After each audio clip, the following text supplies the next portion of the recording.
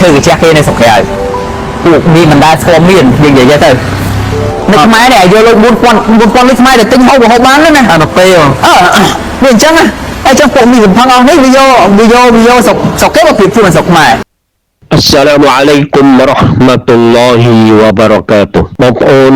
ជាទីគោរពហើយនឹងជាទីស្រឡាញ់ទាំងឡាយដែលជាជនជាតិខ្មែរកាន់សាសនាព្រះពុទ្ធឬមួយជាជនជាតិខ្មែរកាន់សាសនាអ៊ីស្លាមឬមួយជាជនជាតិចាមដែលជាអ្នកដែលកាន់សាសនាអ៊ីស្លាមបងប្អូនទាំងឡាយដែលខ្ញុំជាទីនឹករលឹកហើយនឹងជាទីស្រឡាញ់ក្រោយពីខ្ញុំបានឮ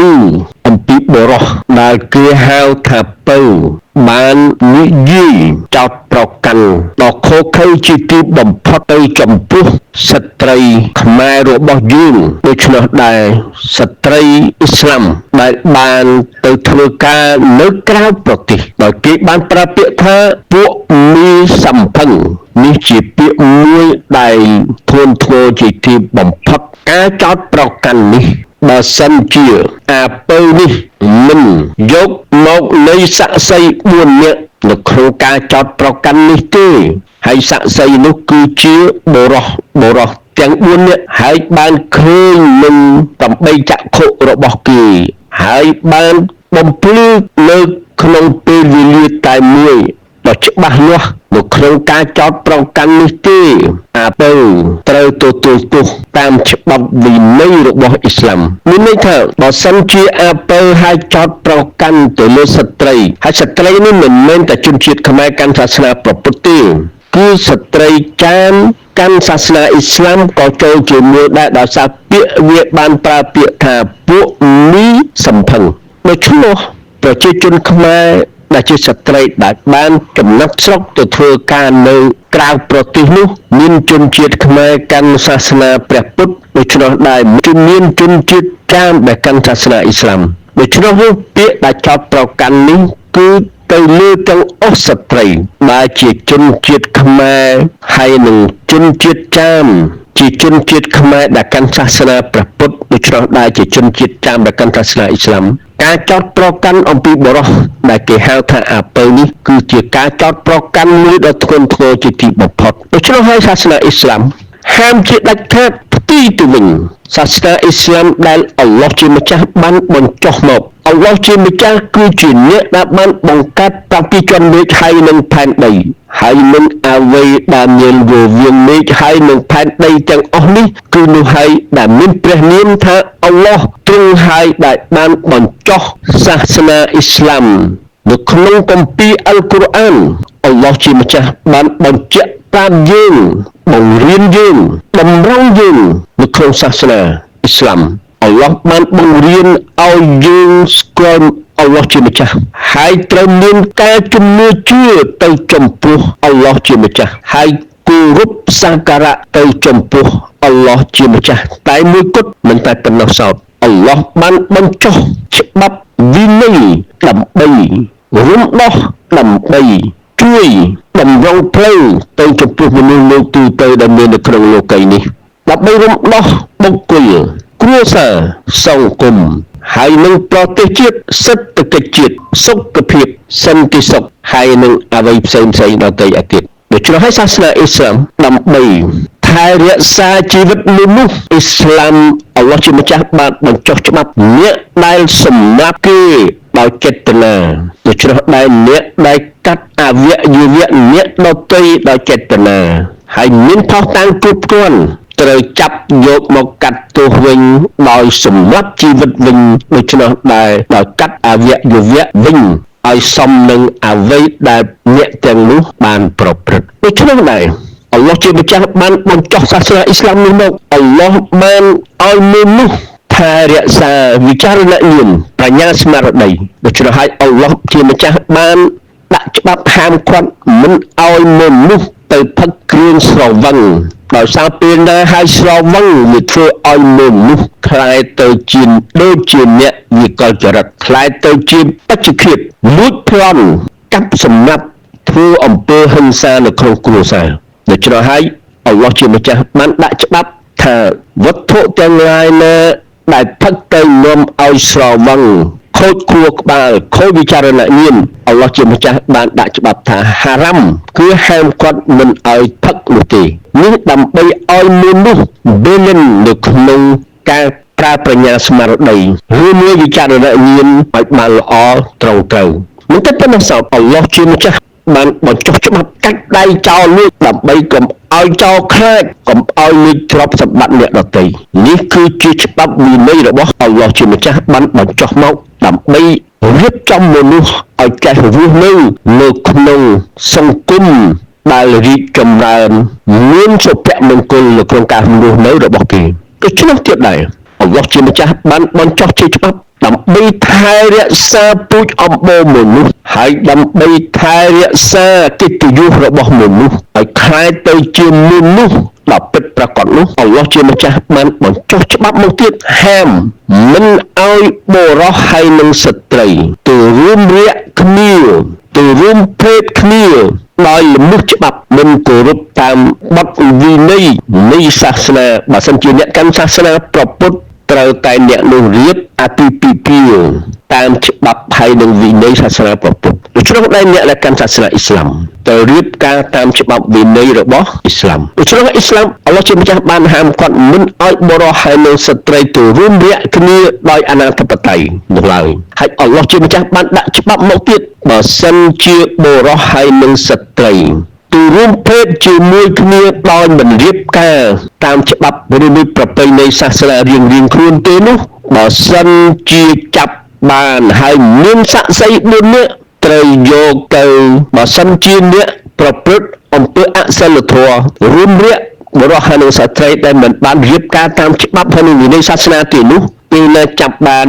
ហើយមានសាក្សី4នាក់នៅក្នុងទង្វើទាំងនោះច្បាប់នៅក្នុងសាសនាអ៊ីស្លាមបើសិនជាអ្នកប្រព្រឹត្តអំពើនោះជា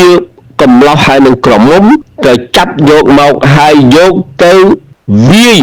មួយនាក់100រំពាត់ហើយត្រូវនិរទេសចេញពីភូមិស្រុកមួយឆ្នាំ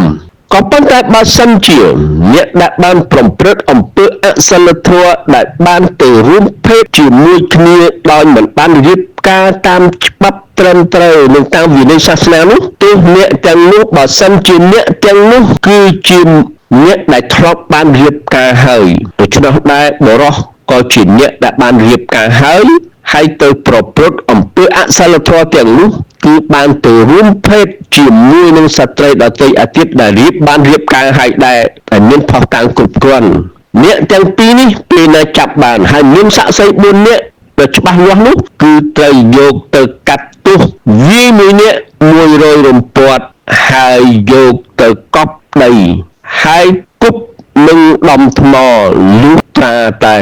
ស្លាប់នេះជាច្បាប់របស់អល់ឡោះជាម្ចាស់បានបញ្ចុះមកហេតុអ្វីអ្នកដែលបានរួមភេទជាមួយគ្នាដែលមិនមែនរៀបការតាមច្បាប់និងវិន័យសាសនាទោះបីអ្នកកាន់សាសនាអ៊ីស្លាមឬសាសនាពុទ្ធក៏ដោយត្រូវរៀបអាពាហ៍ពិពាហ៍តាមវិន័យហើយនឹងច្បាប់សាសនារៀងខ្លួននោះបើមិនបានធ្វើដូច្នោះទេនោះអ្នកនោះទៅរួមភេទជាមួយគ្នាគឺវានាំឲ្យគ្រោះថ្នាក់ដល់អ្នកដទៃគឺគ្រោះថ្នាក់ដល់បុគ្គលគ្រួសារសង្គមហើយនឹងប្រទេសជាតិសេដ្ឋកិច្ចជាតិសុខភាពហើយនឹងសន្តិសុខផុសតាំងនៅអ្វីដែលខ្ញុំបានបញ្ជាក់នេះបងប្អូនទាំងអស់គ្នាបានដឹងហើយថាអ្នកដែលរួមភេទបុរសហើយនឹងស្ត្រីដែលបានប្រព្រឹត្តអំពើអសិលធម៌នេះគឺបានកកើតមានឡើងនាំឲ្យគ្រោះថ្នាក់នៅក្នុងសង្គមហើយនឹងប្រទេសជាតិសេដ្ឋកិច្ចជាតិហើយនឹងអ្វីផ្សេងៗដទៃទៀតនោះយើងបានឃើញហើយថាអ្នកដែលរួមភេទដែលមិនបានរៀបការតាមផ្លូវច្បាប់វិន័យសាសនានោះនាំឲ្យមានកើតជំងឺប្រមេះស្វាយខ្លុងហើយនឹងអេដបងប្អូនបានឃើញហើយអ្នកដែលបានកើតជំងឺប្រមេះស្វាយអេដខ្លុងនេះនៅក្នុងសង្គមបានធ្វើឲ្យគ្រោះថ្នាក់ឆ្លងដល់អ្នកដទៃទៀតដូចក្នុងគ្រាន់តែជំងឺអេដស្លាប់រាប់រយលានដោយសារជំងឺអេដហើយបំផ្លាញសេដ្ឋកិច្ចមនុស្សក្នុងពិភពលោកនេះជាផុសតាងបញ្ជាក់ប្រាប់ថាអ្វីដែលអ៊ីស្លាមបានហាមឃាត់នោះគឺអល់ឡោះនឹងដាក់ទរណកម្មចំពោះអ្នកដែលបានបំពានទៅលើច្បាប់របស់អល់ឡោះជាម្ចាស់ដូច្នោះដែរចូលទៅក្នុងចំណោមជើងរបស់អាពៅដែលវាបានទៅចោទប្រ ប្រកាន់ស្ត្រីយើងដែលជាអ្នកកាន់សាសនាព្រះពុទ្ធឬមួយជាអ្នកកាន់សាសនាអ៊ីស្លាមការចោទប្រកាន់នេះធ្លាក់ទៅលើទាំងអស់ស្ត្រីដែលជាជនជាតិខ្មែររស់នៅក្នុងប្រទេសខ្មែរទោះបីអ្នកនោះជាជនជាតិចាមកាន់សាសនាអ៊ីស្លាមឬមួយជាជនជាតិខ្មែរកាន់សាសនាព្រះពុទ្ធក៏ត្រូវដូចទាំងអស់គ្នានេះគឺជាការចោទប្រកាន់មួយដែលអល់ឡោះជាម្ចាស់បានហាមឃាត់មិនឲ្យអ្នកឯងទៅចោទប្រកាន់គេហាមជាដាច់ខាតមិនឲ្យអ្នកឯងទៅចោទប្រកាន់គេទៅមើលបង្កាច់គេថាពួកនេះសំផឹងនេះជាអំពើទុច្ចរិតមួយអ៊ីស្លាមមិនអនុញ្ញាតឲ្យអ្នកឯងធ្វើដូច្នោះទេហើយអល់ឡោះជាម្ចាស់បានបញ្ចុះច្បាប់មកអ្នកដែលបានចោទប្រកាន់គេនៅក្នុងរឿងពាក្យអារ៉ាប់ថា zina ភាសាខ្មែរយើងអាចប្រើថាអ្នកដែលបានប្រព្រឹត្តអំពើអសិលធម៌មានន័យថាទៅរួមភេទជាមួយនឹងបុរសឬស្ត្រីទៅរួមភេទជាមួយនឹងបុរសនោះដោយគ្មានរៀបការតាមច្បាប់នោះហើយដែលគេហៅថា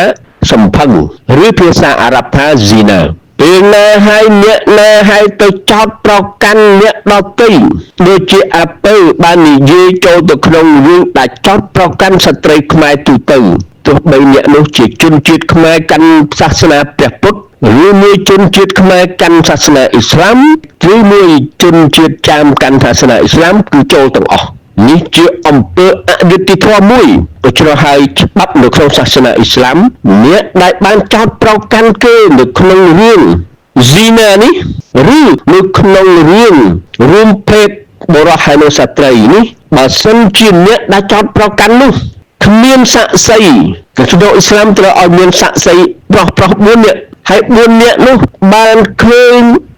ច្បាស់ក្រឡែកនៅភ្នែកថាអ្នកនោះបានរួមភេទជាមួយនឹងអ្នកនេះដូច្នោះដែលនៅពេលវេលាតែមួយទើបគេអាចទទួលបានថាអ្នកដែលចោទប្រកាន់នោះគឺរួចខ្លួនដោយសារមានសាក្សី4នាក់ជាបុរសហើយបានឆ្លើយដូចគ្នា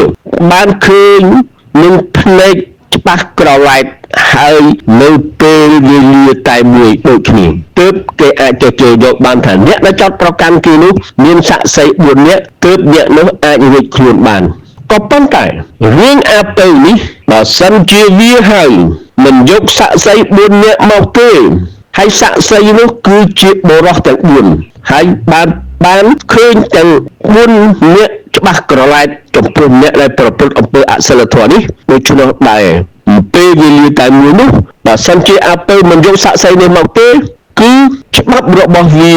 គឺត្រូវចាប់អាពៅនេះយកទៅកាត់ទោសតាមច្បាប់របស់អល់ឡោះជាម្ចាស់ត្រូវវាយ80រំពាត់នៅមុខប្រជុំជនឬមួយនៅមុខសាធារណជននេះជាច្បាប់របស់អ៊ីស្លាមហេតុអ្វីអ៊ីស្លាមមិនអនុញ្ញាតឲ្យអ្នកណាទៅចោទប្រកាន់អ្នកដទៃជាពិសេសនៅក្នុងរឿងបញ្ហារួមភេទបុរសហើយនិងស្ត្រីអ្នកឯងទៅចោទប្រកាន់គេដូច្នេះអ៊ីស្លាមហាមឃាត់អល់ឡោះជាម្ចាស់បានដាក់ច្បាប់ឯងបើសិនជាអ្នកឯងចោទប្រកាន់គេនៅក្នុងបញ្ហារួមភេទនេះហើយគ្មានសាក្សី4នាក់អ្នកឯងត្រូវជាប់ទោសសិនជាអាពៅមិនយកសាក្សីនេះមកទេគឺច្បាប់របស់វាគឺត្រូវចាប់អាពៅនេះយកទៅកាត់ទោសតាមច្បាប់របស់អល់ឡោះជាម្ចាស់ត្រូវវាយ80រំពាត់នៅមុខប្រជុំជន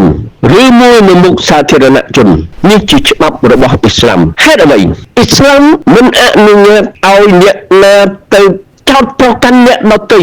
ជាពិសេសនៅក្នុងរឿងបញ្ហារួមភេទបុរសហើយនិងស្ត្រីអ្នកឯងទៅចោទប្រកាន់គេដូច្នេះអ៊ីស្លាមហាមឃាត់អល់ឡោះជាម្ចាស់បានដាក់ច្បាប់ឯងបើសិនជាអ្នកឯងចោទប្រកាន់គេនៅក្នុងបញ្ហារួមភេទនេះហើយគ្មានសាក្សី4នាក់អ្នកឯងត្រូវជាប់ទោសគឺត្រូវចាប់ហើយយកទៅវាយមាត់នៅមុខប្រជុំជនហេតុអ្វីទៅវាយនៅមុខប្រជុំជននោះដោយសារនេះជាមេរៀនសម្រាប់អ្នកដែលចោទប្រកាន់គេហើយជាមេរៀនសម្រាប់អ្នកដទៃឯទៀតដើម្បីអ្នកទាំងនោះប្រមាលមើលឃើញហើយคล้ายទៅជាមេរៀនសម្រាប់មនុស្សលោកទូទៅដែលមាននៅក្នុងលោកីយ៍នេះហើយនឹងពេលបច្ចុប្បន្នកាលហើយនឹងអនាគតកាលនេះហើយគឺជាច្បាប់ដែលអល់ឡោះជាម្ចាស់បានបញ្ចុះមកដូច្នោះអាពៅអ្នកឯងបានចោទប្រកាន់ស្ត្រីខ្មែរកាន់សាសនាព្រះពុទ្ធ ឬមួយកាន់សាសនាអ៊ីស្លាមក៏ដោយជាជនជាតិខ្មែរឬមួយជាជនជាតិចាមក៏ដោយវាចូលទាំងអស់ដោយសារវាប្រើពាក្យថាមីសំផឹងទោះរបស់វាទី1ខ្ញុំមកพูดដល់ទៀតថាទោះទី1គឺឲ្យវាយកផុសតាំង4នាក់បរោះថាបានឃើញនាងនេះចេះហើយម៉ោងតែមួយពេលវេលាតែមួយដូច្នោះនោះយើងអាចទទួលបានថាអាពៅនិយាយនេះមានផុសតាំងវាអាចលួចខ្លួនក៏ប៉ុន្តែបើសិនជាវាគ្មានផុសតាំងទេបរោះ4នាក់ទេហើយបើសិនជា3នាក់ក៏មិនអាចទទួលបានដែរ2នាក់ក៏មិនអាចទទួលបានដែរហើយ1នាក់ក៏មិនអាចទទួលបានដែរនៅក្នុងសាសនាអ៊ីស្លាមត្រូវតែអ្នកឯងយកមកសាក់សី4នាក់ហើយទាំង4នាក់បានឃើញច្បាស់ក្រឡែតនឹង8ចក្ខុរបស់គេអ្នកដែលប្រព្រឹត្តអំពើអសិលធម៌នោះអ្នកដែលរួមភេទនោះដូច្នោះដែរនៅពេលវេលាតែមួយគេសារភាពទាំងអស់នោះគេបានធ្វើសាក់សីនោះថាឃើញនៅពេលវេលាតែមួយទើបអាពៅរួចខ្លួនក៏ប៉ុន្តែបើសិនជាគ្មានសាក់សី4នាក់ប្រុសហើយបាននិយាយបានសារភាពថាបានឃើញច្បាស់ក្រឡែតទាំង8ចក្ខុរបស់គេដូច្នោះដែលពេល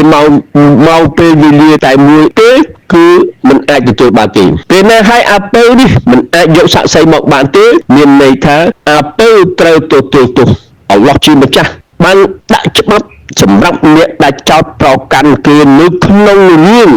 រួមភេទនេះគឺគ្មានសាក់សីទេនោះគឺត្រូវតែចាប់យកមកហើយវាយ80រំពាត់នៅមុខប្រជុំជនមួយនៅមុខសាធារណជនដើម្បីជាមេរៀនទៅអ្នកដទៃឯទៀតដើម្បីឲ្យវាខ្លាចកុំឲ្យវាហ៊ានប្រមាថលើងាយហ៊ានទៅចោទប្រកាន់គេនេះហើយដែលជាសាសនាអ៊ីស្លាមដែលអល់ឡោះជាម្ចាស់បានបញ្ចុះមកដើម្បីរៀបចំការរស់នៅរបស់មនុស្សទូទៅដែលមាននៅក្នុងលោកីនេះអល់ឡោះជាម្ចាស់បានបញ្ចុះមកសាសនាអ៊ីស្លាមដើម្បីនាំឲ្យមានផលប្រយោជន៍ថែរក្សាបុគ្គលគ្រួសារសង្គមហើយនឹងប្រទេសជាតិសេដ្ឋកិច្ចជាតិសន្តិសុខហើយនឹងអ្វីផ្សេងដទៃឯទៀតវបិលឡាហ៊ីតៅហ្វីកវ៉លហ៊ីដាយ៉ាវ៉ាស្សាឡាមអាឡៃគុំវ៉ារ៉ាហ្មាតុលឡោហ៊ីវ៉ាបារកាតុហ៍សូមអរគុណ